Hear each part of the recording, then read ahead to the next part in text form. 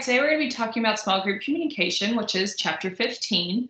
And small groups are, like the book it talks about this if you read it, about how small groups can kind of be defined as 3 to 15 people, right? And then the sweet spot in there is going to be a little less. I think the book says maybe like 5 to 7. Yeah, 5 to 7. 7 members are kind of ideal. But small groups are basically just a part of our everyday life. This is different, though, and I want us to keep this in mind. This is different from something like a family unit. Even though that's a small group type of situation, like if you and your family are very close and you talk a lot, yes, that's a small group, I guess, but it's not what this chapter is talking about. This is more like if you're put into a project for a class, right, and you have different members that you're working with, a small group project. That's more what we're talking about for small group communication. So this is an important part of everyday life, especially if you have a job right now or you're getting a degree, to get a job. You're going to have to work with other people and be able to be cohesive with the people around you to fulfill whatever it is that your job is, right? Like if you're wanting to go into the medical field, if you're wanting to become a nurse, anything like, you're gonna have to work with a lot of people. And so I want you to keep that in mind, like whatever your job is that you're wanting to do one day. How can small group communication really benefit you, or learning how to communicate well in a small group? How would that benefit you? So it's part of society. Just everyday life, how our communities work, how society works. It's really based off of small groups, even down to like how we do government and how we do.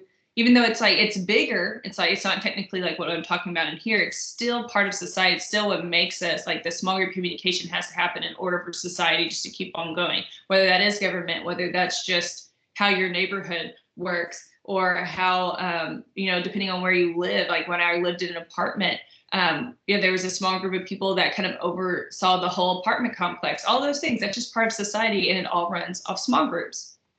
So then poor communication obliterates groups. So basically, communication is one of the most important things when it comes to a strong group. If you've ever worked in a small group, whenever you're trying to do a project, I know a lot of people don't really like small groups because I think we've been burned, right? We've been burned with groups and feeling like people aren't pulling their weight or it's not good, but it all comes back to communication. Was there good communication? Was there good communication from the get-go? Was everyone communicating well? Those things are really going to define whether or not the group is successful. So that's what we're going to talk about today. All right, so small groups defined. Like I said, this is different from like a family situation. It's more so like, again, if you're working on a group project.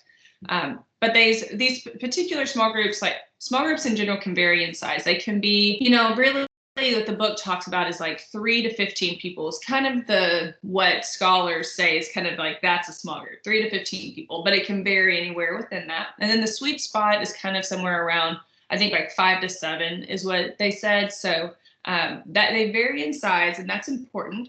And the book says the larger the group, the more likely though we'll have small subgroups. So say like if you've ever worked in a bigger group, like for me, I work in a department, right? Like in the communication or the languages department. So that's kind of my big group, and that's probably about 15 people. But then I have even a subgroup within that, which is the communication department, which there's like 4 or 5 of us that are full-time that work for the school. And that is a small subgroup within a larger group. So whenever you work in larger groups, it's going to end up kind of subbing off into subgroups, right? Okay, so they function as systems. So one thing that we need to understand is that everybody in a small group is important. Everybody is leaning on one another. That's why communication is really important. Because if, say, you don't do what you're supposed to do, then that means another group member has to pick up that slack. But that also means, like, say, if you got your work done early, you can help another group member. Like, it can be positive too. But basically, it's a system. You all have to work together. You have to know what your role is, what's required of you. And again, that comes back to communication. So then maintain task-oriented goals. So basically, this is another reason why small groups differ from family groups. So whenever you think about a small group, typically what happens is you have a goal, or you're supposed to do something, you have a job to complete. And sometimes after that job's complete, like say whenever you do a project in class, after the project's complete, you disband, right? You go back to just doing what you were doing as an individual student. If you're working in a job, it's still, maybe it's a longer term thing, but it's a constant, like, just working together, trying to finish this task to go to the next task, to go to the next task. A family is not like that. Like, a family can work together to complete a task, but they're not going to just disband afterwards, right? So that again is how family units are different than a small group. But yeah, so basically everyone's just working together to reach a goal or to complete a task. So then they're also governed by norms. So the norms can be defined by each group. Like, so think about the groups you've been in your life, whether they were good experiences or bad experiences.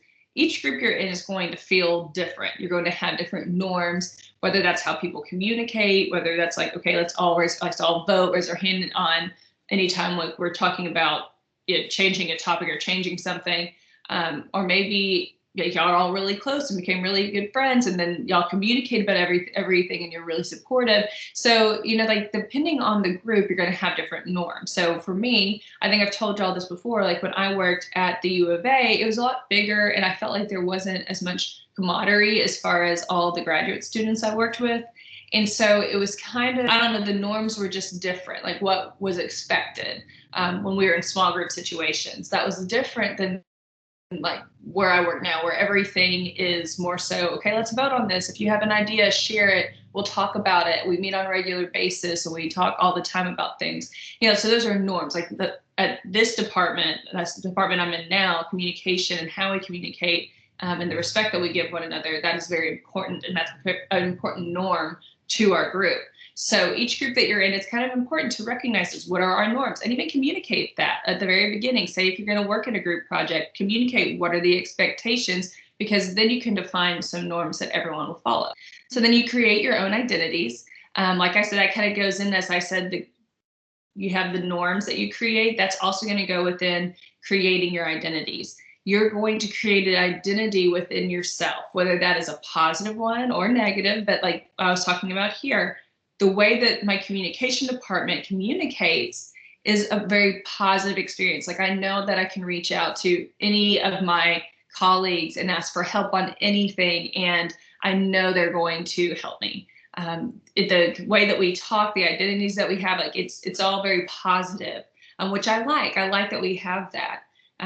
It also helps whatever, like if you think about with our department, if they're going to hire somebody new, they take into consideration that this person, how that's going to affect our identity as a group. Like, how are you going to better the group if we hire you, or would you pull the group down, or would you change this dynamic we have going on? That's important, right? So when you think about allowing people into a group that's working on something, that's hard. Like, you have to decide, is this going to be a positive experience or not? But anyway, so yeah, so groups have their own identities, they have their own norms, they kind of create their own feeling about themselves. And then preserve member cohesiveness. So I kind of highlighted a couple things in the book on this because I thought it was really good. It says members of a high functioning group. So a high functioning group is going to be one that is like just a group that works very well together, right? High performance. So high functioning groups typically like each other, but they like the group with those people in it even more. The attraction becomes less about something in the person on an interpersonal level and more about the positive qualities the person brings to the group as a whole. So when I used to have this project where I would assign students together and they would present on a chapter in the book. And so everybody would work together, they would come up with a PowerPoint, a presentation, and they'd all present. And I got to see firsthand groups that worked really well together, that had a lot of cohesion, and then groups that didn't. And I could see even in class, like the students that had the cohesiveness, the high functioning groups would talk, but it was some a little bit about other things, but a lot of it was task related. And everyone was working. They may have been reading or highlighting or writing or coming up with examples, looking up examples online, doing different things. And then when they presented, you could just feel this positiveness about them.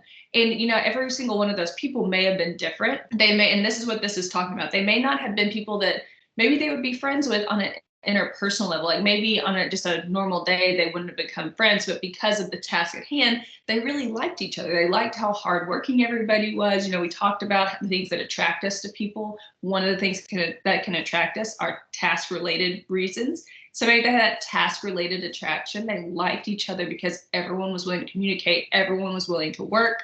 That made the group a high-functioning group.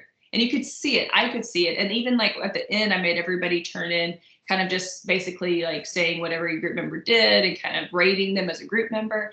And I saw that. Like I saw how they really, whenever they did this project, like the high-functioning groups all said great things about each other. They gave everybody 5s. They would write all the stuff that everybody did.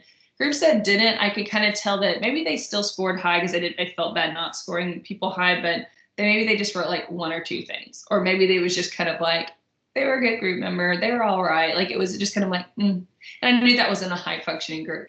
But the book also says that, so that's what I want to say with that. But the book also says good group cohesion comes from a sense of fairness, equal opportunity to participate, the sharing of familiar attitudes about the task the group confronts, and the actual work being done. So basically, if you're communicating well about fairness, being fair within the group, if you are like, there's equal opportunity for everyone to participate. So it's not like, we're the leaders. So, and you may have been in a group like this where it's like, or maybe it was you, but you may have been like, I'll just do everything and y'all can just sit back. I'll just do it and I'll just email it to you because you just don't want to have to depend on other people, right? That is not really giving everyone equal opportunity to participate.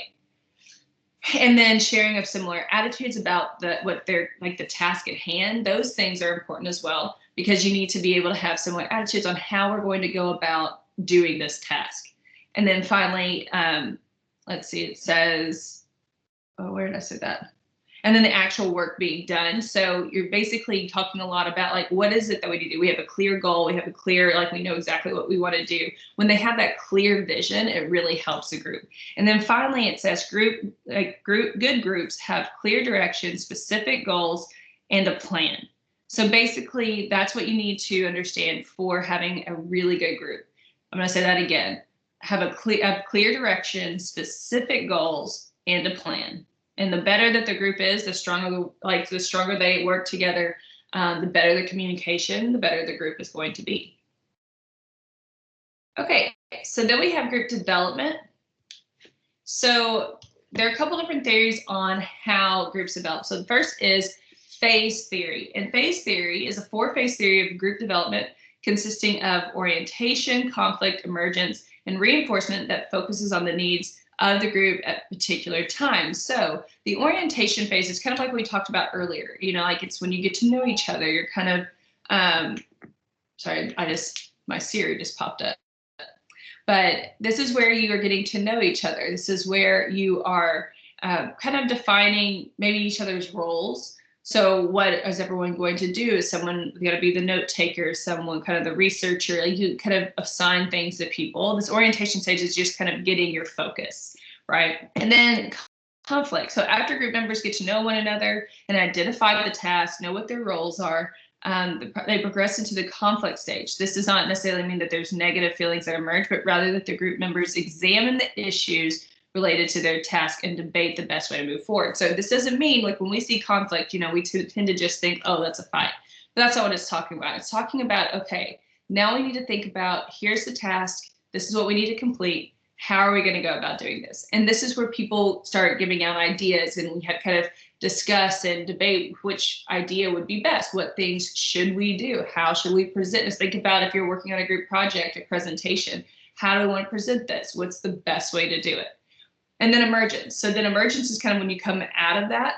So after a good discussion, after examining the task, after doing all of those things in the conflict stage, you then rise out of that and then you start working, right? You start moving forward. Everyone has their role. Everyone knows what you're doing. You have a clear goal ahead. And so everyone's emerged out of that conflict stage. And now you're actually trying to pursue the task, right? They're trying to actually make the task happen or complete the task. And then reinforcement. So reinforcement is the final phase. It serves to note the effectiveness of success of the group. The completed work is praised, thus creating a strong degree of satisfaction. So this is where you kind of look at things together and you are, you praise each other, you praise what's happened, and you kind of do that camaraderie aspect where you like what you've done, you're proud of what you've accomplished. Like even like if you think about your project, you've completed it, you like it, you present it, you do well on the project. And so then your group can kind of talk about that and how make you excited, like, thank you guys for all working so hard. You know, it's that reinforcement stage. And at this point, maybe the task is done, and so you might disband. Or maybe it might be something at work where, okay, now we have another task we have to complete. And if you can do this phase, these phases successfully over and over, then when you get, like, say, like if you're at work and now, okay, we finished this task, now we're on to the next one. Every task that you receive, you're going to do better on. Like your group's just going to get stronger and better if you could do all 4 of these stages in a positive way. Then there's group development. And so this is a 5-stage theory of group development proposed by Bruce Tuckman, consisting of forming, storming, norming, performing, and adjourning. Tuckman suggests that all groups will move through each stage depending on their tasks or goals. But anyway, so the very first one, forming, is where, okay, so the forming stage is very similar to the orientation phase. This is when the groups get together, they engage in conversation, they get to know each other, they kind of figure out roles, those kinds of things. And then there's stage 2, storming. Once group members establish a rapport, the group turns into their attention to the task at hand. So this is where now they are actually I think of brainstorming. Now we're thinking, what's the best way to do this? What do we need to do? What are we asked to do? And then you can move on to norming. So after you kind of completed that, this is the task, this is the best way to do the task, you have the norming stage. And the norming stage represents one of the differences between the phase theory and this theory. So rather than progressing from conflict to the emergence of a decision, the norming stage represents the move from conflict to cohesion. So this is where, like, before you were, remember, not conflict, like you weren't fighting, but you are discussing what's the best way to do it. The norming stage is when you kind of are like leveling out. Everyone's thrown out their ideas, everyone's discussed it. Now you kind of have, you know where you're going. This is like that clear space where we know, like, what's the path that we're going to take. And so how does everyone want to work within that to complete the task? You know, like you're norming yourself as a group, you're kind of figuring out, this is what we're going to do. Everything's kind of like balanced now, we're moving forward. And then performance. So performing, when conflict is resolved and people settle into their roles, they focus on completing the task assigned to the group.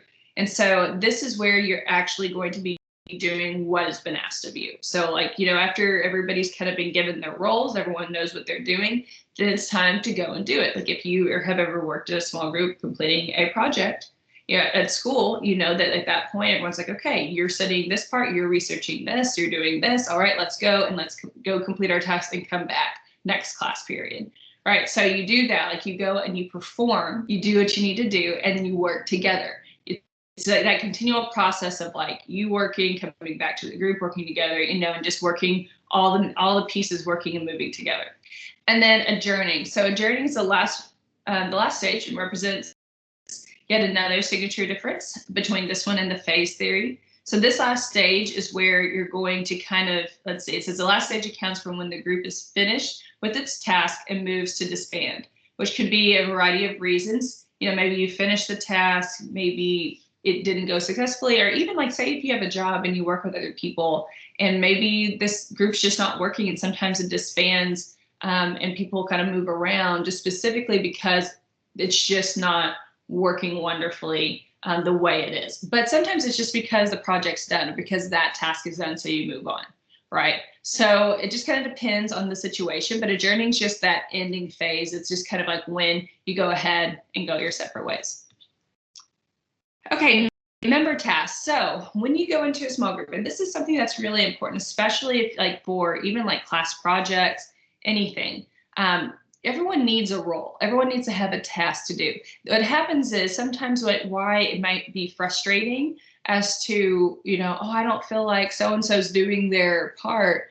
Well, maybe it's because you just kind of, not only say left them out, but maybe it's because you haven't assigned them with a specific task. Sometimes some people need specifically to know what you need them to do so that they can go do it. You know, sometimes I see groups working and there's like 3 people just all talking and then there's 2 people that are just sitting back. And you can just tell that they don't really know their role. So right at the beginning, it's important to kind of assign roles for people. And that might be the recording person. Maybe you have someone, I always kind of was the recorder. I like to do that, like take notes, basically like the minutes of the meeting.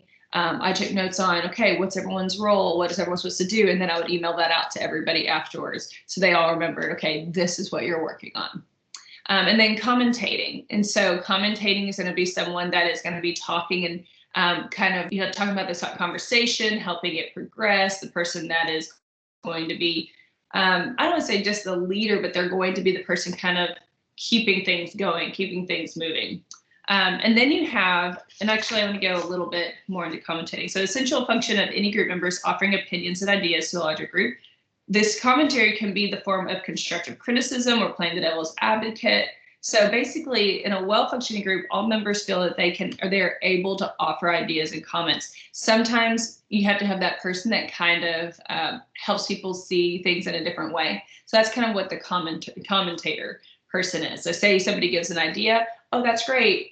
Could it possibly be taken this way? It's playing the devil's advocate kind of person. That would be a commentator. And then researching. So researching is the problems groups together overcome complex nature, blah, blah, blah, blah. Basically, each group member has a responsibility to the larger group to adequately research the problem. So everyone should be a researcher. It's not just one person that is going to be the researcher. It should be everyone has some things that they're researching, or just everyone in general are researching the same topic, so they can all come back. We can all come back together and discuss our findings, because we probably all will find different things. And it's important that you all understand everything about the concept. One thing that I see often is that people, to make it easier, people just say, okay, you're going to do this section, you're going to do this section, you're going to do this section, and this section. And no one really knows how the whole thing functions together. It's important that everyone knows how the whole thing functions, what everything means, what all the parts are, and then they kind of break that. And then you break off into different sections. Because if I'm the only person that understands my section, what if I get sick on presentation day? And then someone else has to do that, but they know nothing on the topic, right? So you want to think about that. Everyone needs to know, so that you can all have, you can all be cohesive. You all know exactly what everything is, and then break apart into different sections. Okay, and then encouraging.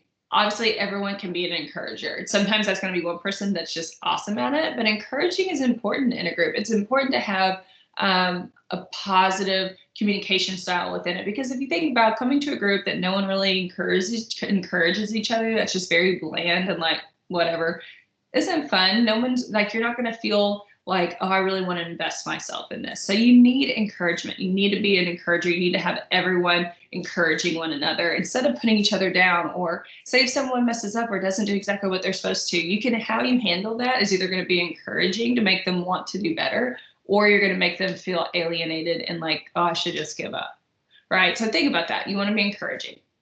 And then challenging ideas. So although seemingly the complete opposite of encouragement, challenging ideas brought forth by group members is another essential part of high functioning groups. So basically, you don't want to be rude to each other or anything, but you want to actually challenge each other. You don't want to go into what is called groupthink.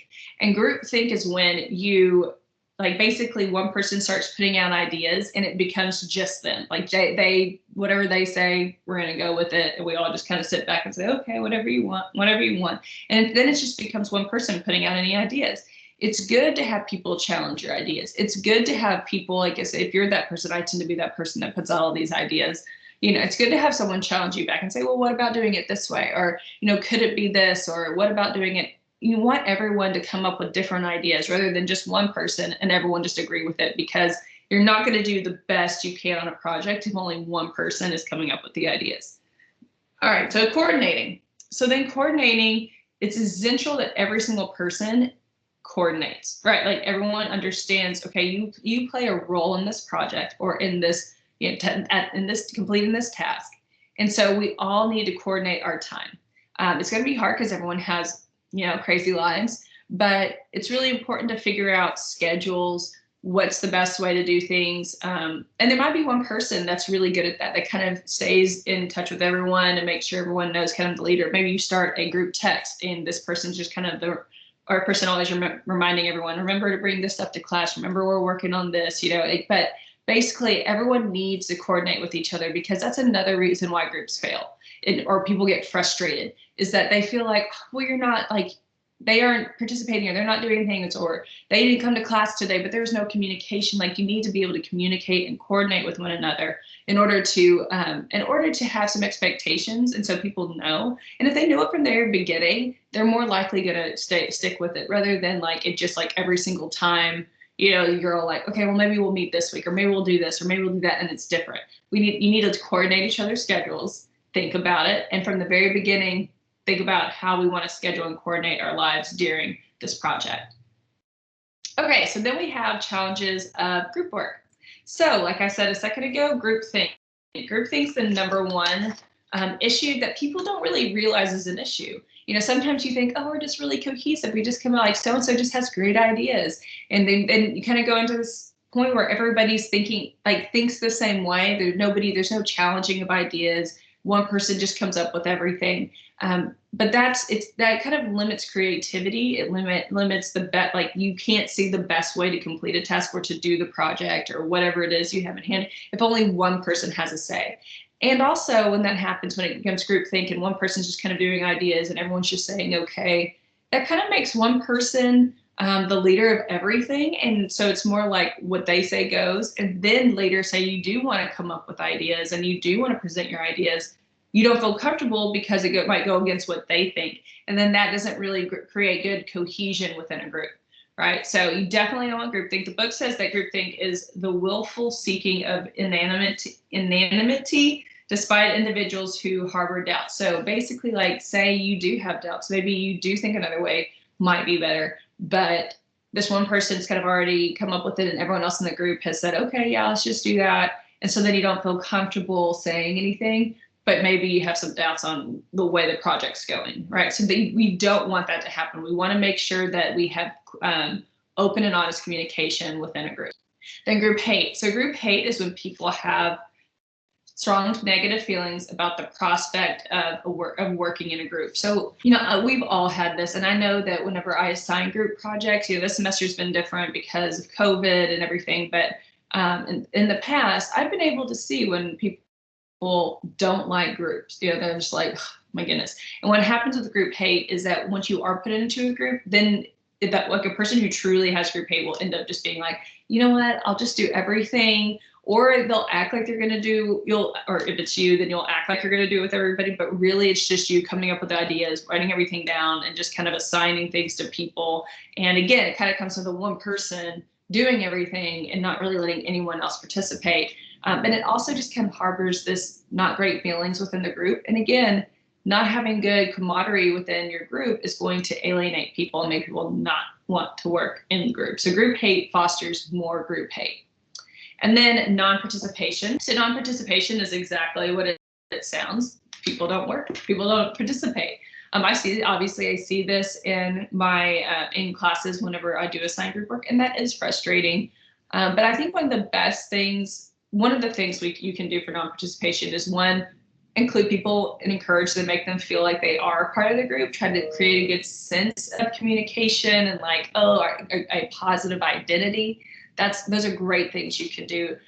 Also, you know, making sure that people know what their roles are from the get-go and what they need to do for the group, and let them know that like everyone is responsible. Like everyone's responsible at any point. Anybody can communicate, have to talk about, you know, the project at hand or whatever. That can all happen. But, you know, sometimes non-participation is just going to happen. And I just apologize for that because I know it is. But the best way to try to do that is trying to include people and trying to encourage them to be a part of the group and create a good sense of group identity and camaraderie within that. And so domination. So again, this is when like one person becomes a dominator. And sometimes I really think it's from like group hate. You know, like they don't realize that they're being a dominator, that they're the person that's just doing everything. Maybe they don't realize it. You know, and I don't think that some people do. Some people do know that. They'll just tell you right off the bat, like, I don't like working in groups. I'm just going to do it, you know.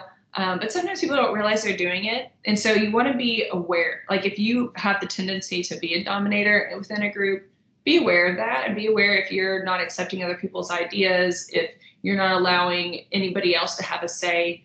And if you are a group member that has a dominator, that needs to be spoken. As awkward as that is, like I think that sometimes someone just needs to know, not in a mean way, but just like, hey, I think we'd all like to be able to share our ideas as well. And I think that's really important to be able to talk to someone who might end up being a dominator, and do it early so that throughout the course of the time, there's no bitterness that arises, that you can kind of talk about that and let them know we all want to participate, right? So domination, and then irresponsibility. Irresponsibility can really damage a group if like everyone has say everyone's been given a role, everyone's been told what to do, and then people just forget, or they don't do that, or they don't show up when they're supposed to. And again, that's going to be really hard, but I think the main thing that can help with that is communication. I mean, again, communicating on a regular basis, not just like at the end of class, oh, hey, okay, everybody, remember to do your stuff, see y'all next week, but say, okay, let's text, I'll text everybody, kind of an update of where I'm at, or like send everyone, like regular communication is going to help with irresponsibility. Because if you think about that, if you text 2 days later and say, hey, I completed this part, I'd love to see what everybody else has done. If you've done anything, no pressure, but I'd love to.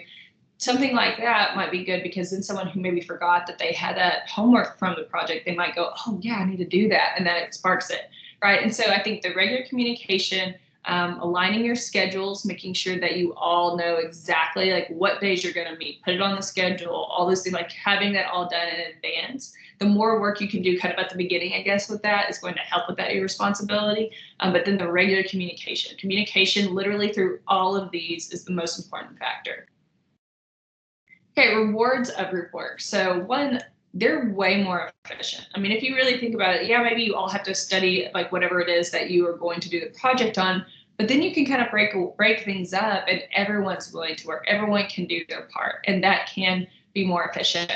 Opportunity to learn from others. One of the things I love about the Lego company is that they are really into what they call, they're not into what they call the individual genius. They like what's called like the collaboration mind.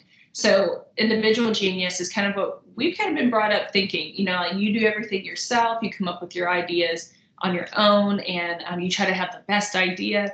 Whereas collaboration is more about collaborating, and being like everybody talk, everyone learn from each other, everyone grow.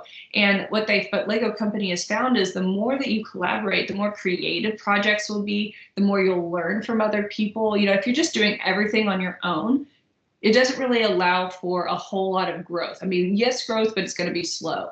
Whereas at a group, man, everybody's going to come up with things, and everyone's coming up with ideas, and you're learning how to communicate with others. You're learning better ideas that maybe you never would have thought of, right? So it gives you this opportunity to learn, and then also to be more creative, to think bigger, right? And then exposure to diverse people. You're going to learn about people. You're going to be able to communicate with people better because you're going to understand them better, because you're going to have more exposure to different personalities, different cultures, the way other people are. You don't want to just always be on your own, because you're never going to really learn about others, which is really crucial for the workplace, for really every aspect of life.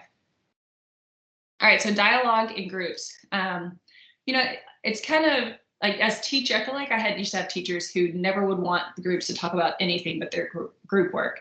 And while you should talk mainly probably about the work at hand, there is actually a good space for non-task talk, because non-task talk is like when you just learn about one another, when you talk about other things, maybe you make jokes. This is where you're going to create your identity as a group. This is where you're going to start creating kind of this camaraderie feel where everyone wants to participate, where people become start liking each other more. You're able to connect with one another. That's what non-task talk allows for. While you don't want to do that the whole time, it is okay to have some of that, just to create kind of some friendships and some connections, and to help help the group bond. So then paraphrase contributions to ensure understanding. So just like with any time that we communicate with people, and especially when people are giving ideas, it's good to kind of just paraphrase what someone said, obviously not in a rude way, but more so like in okay, so you're saying this is what your ideas are. And just by explaining that, like being able to say it back will make sure that you understand exactly what the other person said, so there's no miscommunication happening within the group. Exercise turn taking. Again, if you have the personality of a dominator, Be willing to step down, be willing to give terms. Even though there's a leader sometimes, and I mean, just naturally that kind of happens in groups, like some person's a leader. It doesn't need to be one person being a dictator. Honestly, it should kind of be different people at different times might be a leader. Like different times there might be, there shouldn't be any one person that's like, this person's the leader and we don't really do anything unless they say do it, right? It should be more like we all take turns at some point kind of leading the group, helping the group along. And then take good notes. Y'all, note taking is vital for groups. Make sure that everyone, you have at least one person that's taking notes on what people are supposed to do. And then communicating that out, letting people know this is what we talked about, just to remind you. Because sometimes you do all this great work together and then you leave, and after a day or so, you're going to forget, right? You're like, wait, what was I supposed to research? Or what were we talking about for the project? And then you all come back together the next class period and you're like, what were we saying? And so then you have to start over, basically. If you have those notes, then you already have, and say, okay, this is where we left off. Let's move forward, right? So take good notes. Be flexible. Understand that life happens. I mean, I feel like this particular semester of all semesters, I've been trying really hard to be flexible with my students. This needs to happen within a small group as well. While you can't take advantage of people's flexibility and willing to understand that life happens, you should allow for some flexibility. Understanding that sometimes people might be a little bit late on something. They might need a little help. Make sure you're flexible. Engage in constructive conflicts, or remember, conflict doesn't mean it has to be a fight. It just means that you are all throwing out ideas. You're all coming up with things. You're all kind of discussing, debating what is the best way for the task at hand. So engage in that. Be constructive with it. And again, be encouraging, but don't just settle on one idea and go into this group think mentality just because that's the easiest route. Really think about it and communicate about those things. And if you do all of that, then you will be, and hopefully have more successful group experiences in the future.